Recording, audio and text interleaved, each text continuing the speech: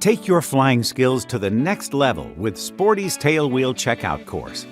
Over 2 hours of 4K video help you master these demanding airplanes and explore the huge variety of tailwheel operations, from Piper Cubs on grass strips to turbine otters on glaciers. Your host on this journey is legendary pilot and instructor Patty Wagstaff. You know her as one of the world's greatest aerobatic pilots, but she's also an experienced bush pilot, having flown extensively in Alaska and Africa. Throughout this course, Patty shares her practical tips for safer and smoother flying, learned through decades of flying in some of the world's most extreme conditions. This comprehensive course covers both the theory and practice of flying tailwheel airplanes. It begins with a look at the airplanes and their systems, then breaks down the physics of tail draggers, including stability, inertia, left turning tendencies, and why ground loops happen. Then you'll learn tips for safer pre-flight inspections, taxiing techniques, and all the varieties of tailwheel takeoffs. Next comes a detailed examination of landings, including three-point and wheel, plus Patty's helpful three-step method. Sporty's Tailwheel Checkout course covers more than just the basics.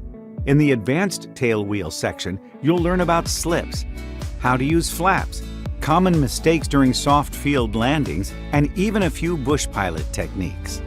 Special what-if sections teach you how to react when things go wrong and are packed with real-world advice you won't find anywhere else. Along the way, you'll fly in a wide variety of airplanes, including the Citabria, Super Decathlon, Extra 300, Cessna 180, J3 Cub, and Super Cub.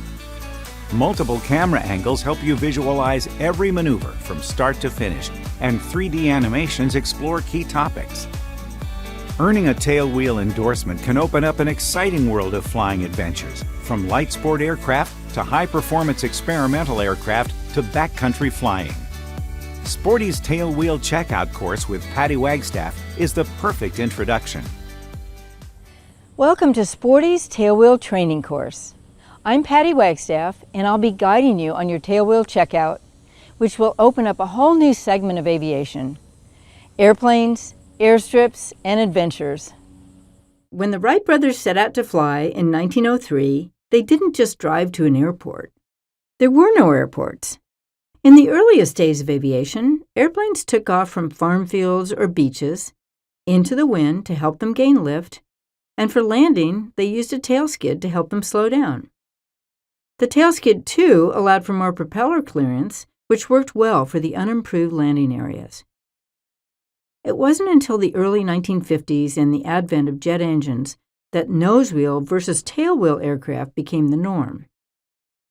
With improvements to ex-military airfields, longer taxi distances, and paved runways, the advantages of having a nose wheel became clear as it allowed for better forward visibility, easier ground handling, and better controllability in high wind conditions. While nose wheel or tricycle gear airplanes continue to gain favor for general and commercial aviation, tailwheel or conventional gear airplanes have remained anything but obsolete.